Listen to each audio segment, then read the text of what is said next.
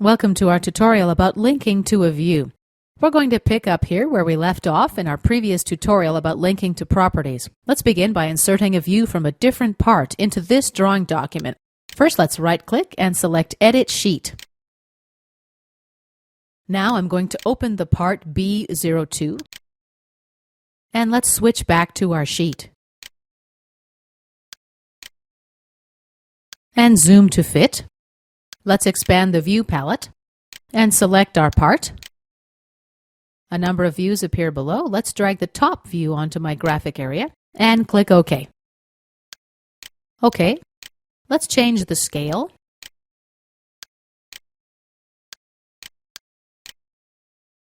And OK.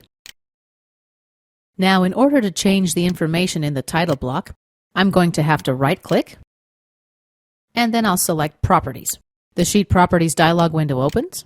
Use custom property values from model shown in. Let's select Drawing View 2, and then we're ready to click OK.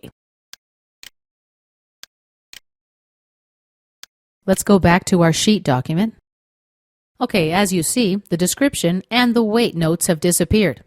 The reason for this is that the part doesn't have description or weight assigned as custom properties.